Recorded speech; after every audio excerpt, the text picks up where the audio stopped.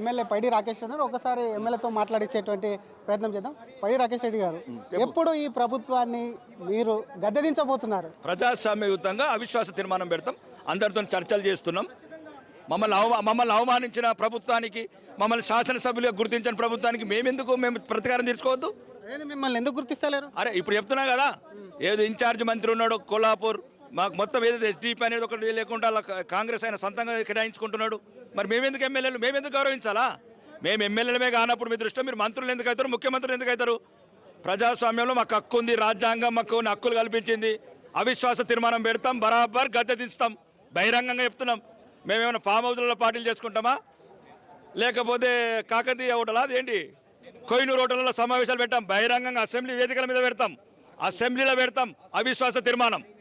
ఎవరెవరిని కలుపుకుంటారు? ఎంఐఎంతో ఇందాక ఎంఐఎం మేము ఎవరో విలేకరులు ఏమడిగారంటే ప్రతిపక్షాలన్నీ కలుపుకుంటాం, అవిశ్వాసం పెడతాం, ఈ ప్రభుత్వాన్ని గద్దె దించుతాం. అన్ని ఎంఐఎం ఉందా? నో, ఎంఐఎంని ఎంఐఎం కాంగ్రెస్ ఒకటేనండి. ఎంఐఎం కాంగ్రెస్ విడిగా కాదు, అది కాంగ్రెస్ కిందికి వస్తుంది. కాబట్టి అక్బరుద్దీన్ గారికి అవసరమైతే నేను వ్యక్తిగతంగా చెప్తాను, బ్రదర్ మీరు ఆల్రెడీ కాంగ్రెస్ ఇది ఇది ఏమంటారు ప్రజాద్రోహ ప్రభుత్వం, పేద ప్రజలకు వ్యతిరేక ప్రభుత్వము, ఎటువంటి వాగ్దానాలు చేసి ప్రజలకు ఒక్క వాగ్దానం నెరవేర్చని ప్రభుత్వం ఇది. అక్బరుద్దీన్ గారికి తెలియదా? కాబట్టి ఆ పార్టీని భుజాన్ని వేసుకోకండి, మీరు నూటలు ఉండని చెప్తాం. అంటే మీరు మీకు మద్దతు ఇవ్వమని అడగారా? మాకు మద్దతు సరిపోయినంత మద్దతు ఉంది. 10 మంది కోహినూరు రోడ్లలో 8 మందే ఉన్నారు కదా, మీకు సరిపోయినంత. ప్రజాప్రభుత్వం అంటున్నాండి, బీజేపీ ప్రభుత్వం అంటలేను. ప్రజాప్రభుత్వము ఎన్నికలకు వెళ్తారా? ప్రజల ఆకాంక్షలు నెరవేర్చే ప్రభుత్వము, ప్రజలందరినీ కలుపుకుపోనే ప్రభుత్వము, ప్రజాప్రభుత్వం కాదంటున్నారా? పార్టీలకు అతీతంగా ప్రభుత్వము. ఇప్పుడు కోహినూరు హోటల్లో మీరే చెప్పారు కదా, కోహినూరు హోటల్లో 10 మంది డిన్నర్ చేశారని.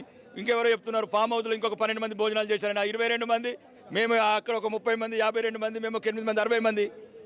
ప్రజాప్రభుత్వంలో మరి రాకేష్ రెడ్డి ముఖ్యమంత్రి అవుతాడా? హోం మంత్రి అవుతాను. ఏ ప్రభుత్వంలో హోం మంత్రి మాత్రమే, ఇంకా వేరే కింది దద్దు పై దద్దు. ఒకటి క్లారిటీ ఇవ్వండి, ఎంఐఎంకు సంబంధించి నిజంగా సంప్రదింపులు జరపాల్సి వస్తే బీజేపీ వెళ్ళి జరుపుతారా, రాకేష్ రెడ్డి వెళ్తాడు? రాకేష్ రెడ్డి వెళ్తాడు. నేనేమంటున్నాను, మాకు సహకరించమని కాదండి. అక్కడ కాంగ్రెస్ ప్రభుత్వాన్ని ప్రజాద్రోహ ప్రభుత్వం, ఇది ప్రజా వ్యతిరేక ప్రభుత్వం నడుపుతున్నది. ప్రజలను మోసం చేసి, ద్రోహం చేసి, ఎటువంటి ప్రజలకు చెప్పిన వాగ్దానాలు ఏ ఒక్కటి కూడా నెరవేర్చకుండా ఇప్పటి వరకు మీరు చెప్పండి, 14 నెలల్లో ఈ గౌరవనీయ ముఖ్యమంత్రి మంత్రులు అడుగుతున్నారు. ఈరోజు మంత్రివర్గ సమావేశం ఉన్నారు కదా, ఇప్పుడే బహిరంగంగా చెప్పానండి. ఒక్క ఇటుక వేసి ఒక ఇల్లు కట్టారా? ఒక కొత్త రేషన్ కార్డు ఇచ్చారా? ఒక కొత్త పెన్షన్ ఇచ్చారా? ఇవ్వలేదు. కాబట్టి మోసపూరిత ప్రభుత్వాన్ని గద్దె దించాలా, ప్రజాప్రభుత్వాన్ని గద్దెనెక్కించాలా.